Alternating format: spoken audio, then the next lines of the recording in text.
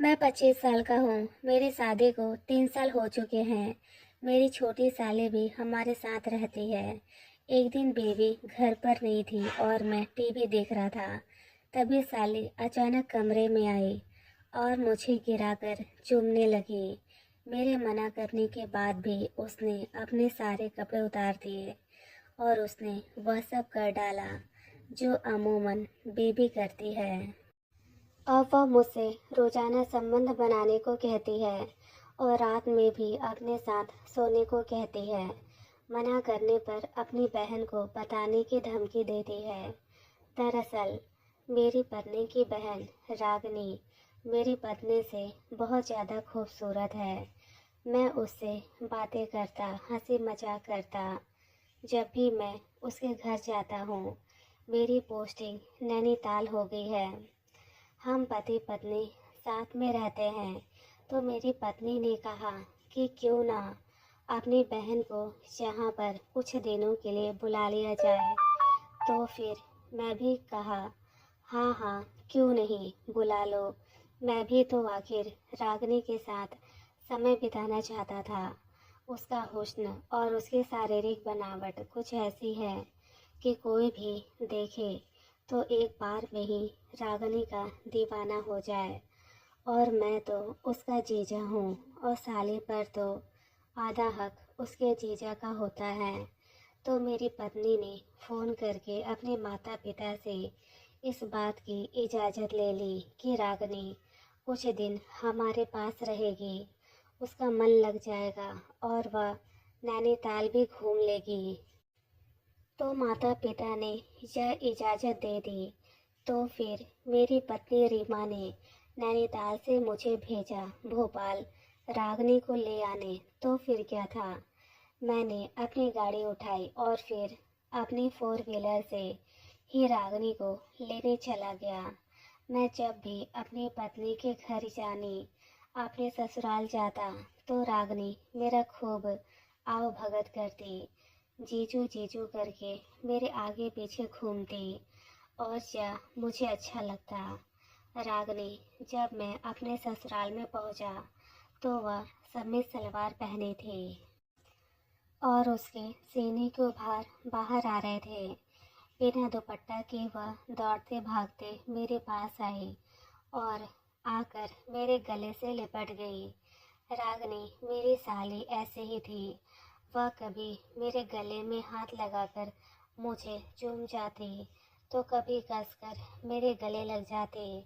सास ससुर को आमने सामने न पाकर मैं भी रागनी को कसकर गले लगा लिया। उसके बदन से एक अलग तरह की खुशबू आ रही थी जिसे मैं नशे में आ रहा था, लेकिन मैं खुद को रोक लिया। रागनी बच्चों की तरह मेरा हाथ खींचकर घर के अंदर ले गई। सास ससुर रूम से बाहर हैं और उन्होंने मेरा स्वागत किया। इसके बाद सासू माँ ने सारा खाना मेरे पसंद का बनाया हुआ था।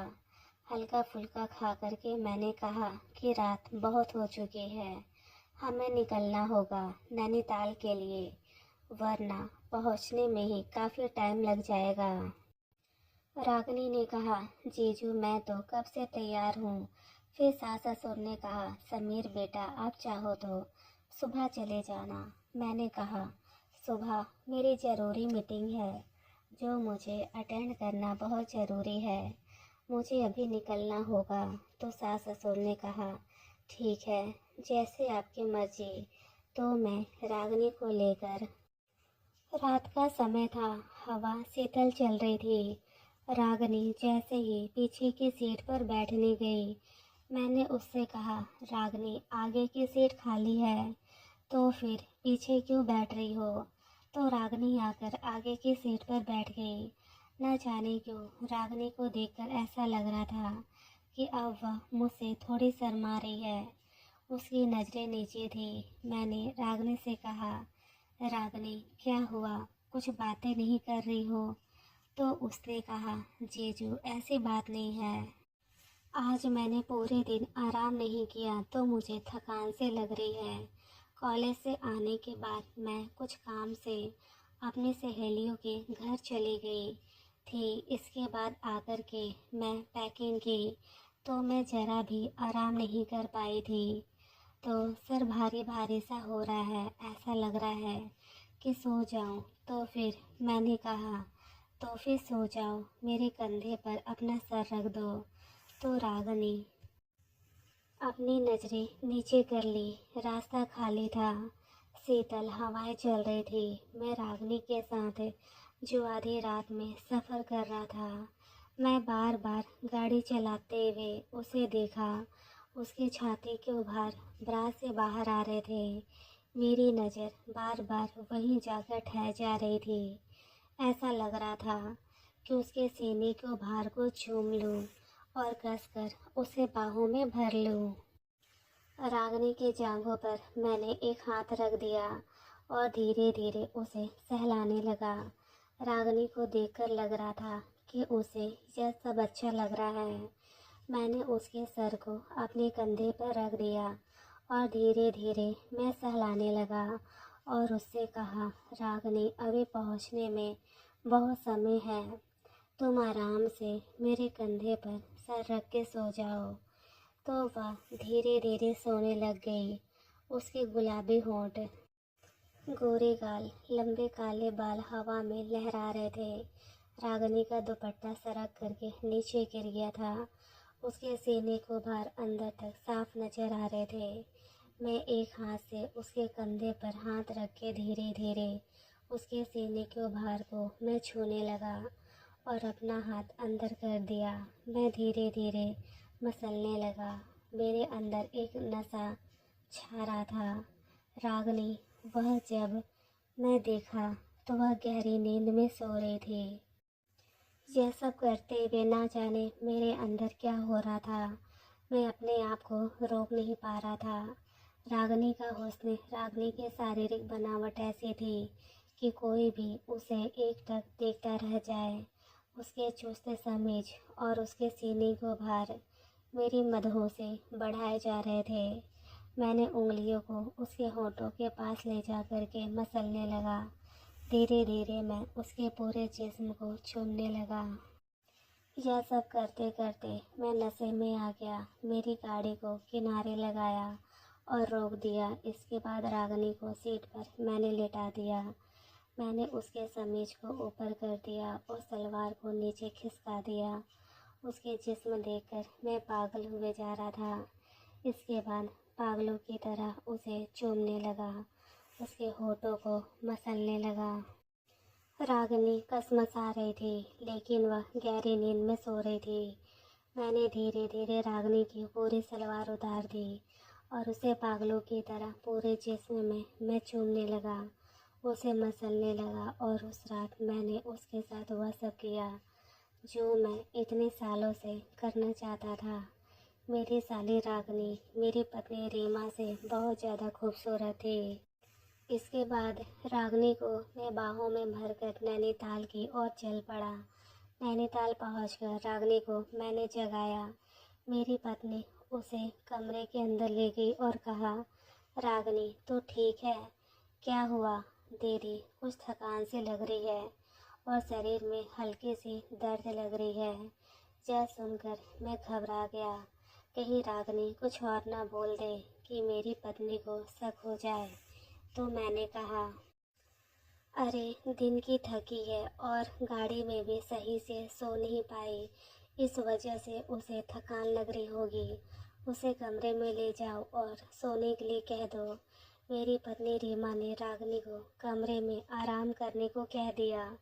हम रात के तकरीबन 3 बजे पहुँचे थे। इसके बाद मैं भी अपने कमरे में सोने चला गया, लेकिन मेरी आंखों से नींद कोसों दूर थी। मेरी पत्नी रीमा स्कूल में प्राइवेट टीचर है और वह सुबह 8 बजे तकरीबन स्कूल के लिए निकल जाती है और मैं 10 बजे अपने ऑफिस के लिए निकलता हूँ। आज जब रीमा स्कूल के लिए निकल गई तो मैं और रागनी घर में अकेले थे। मैं रागनी को देखने गया तो देखा बाथरूम में पानी की आवाज़ आ रही है और मैं जाकर के देखा वह बाथरूम में नहा रही थी, खुले बदन। और मैं उसे यूं ही ऊपर से नीचे निहारने लग गया। तौलिए में लिपट जब वह नहा करके निकली तो मुझे वहाँ खड़ा देख करके उसने कहा, जीजू आप ऑफिस गए नहीं? मैंने कहा, थोड़ी देर में चले जाऊँगा। इतनी भी जल्दी क्या है? वह धीरे धीरे अपनी नजरें नीचे झुका ली। मैंने रागनी को अपनी बाहों में भर लिया और कहा, साले साहिबा आप बहुत ज़्यादा खूबसूरत हो और आपका हुस्न तो कोई भी देखकर पागल हो जाए। उसने धीरे से मेरे हाथ को अपनी बाहों से छुड़ाते हुए कहा, जीजू आप ये क्या कर रहे हैं? रागनी मुझे अपने से दूर मत करो।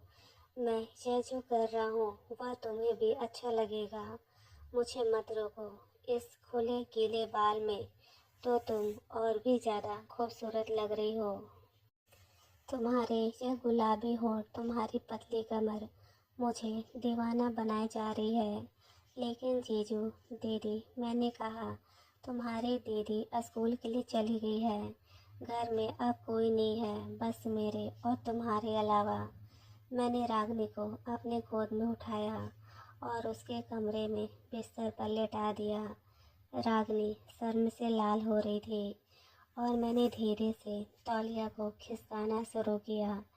रागनी तौलिया बार बार अपने हाथों से पकड़ लेती और कहती, नहीं जीजू यह गलत है। मैंने कहा, रागनी प्लीज़ मुझे मत रोको, मैं तुम्हारे बिना नहीं रह सकता। इसमें कुछ भी गलत नहीं है। जितना हक तुम्हारी दीदी का मुझ पर है उतना ही हक तुम्हारा मुझ पर है। मैं तुमसे प्यार करता हूँ, तुम्हें पाना चाहता हूँ, तुम्हें जी भर के चूमना चाहता हूँ। तुम मेरी हो रागनी, मैं तुम्हें बहुत प्यार करना चाहता हूँ। यह कहते कहते मैं तौलिए को उसके हाथों से छुड़ाते हुए धीरे धीरे करके हटा फेंका। उस दिन रागनी का जो खुला बदन देख करके मैं अपने आप पर काबू न पा सका और उसे जी भर के मैंने प्यार किया। रागनी भी इसके बाद से मुझे मना नहीं करती और मुझे जब भी मौका मिलता मैं रागनी को अपनी बाहों में भरकर खूब प्यार करता। अब तो स्थिति ऐसी थी कि रागनी एक दिन भी मेरे बिना न रह पाती।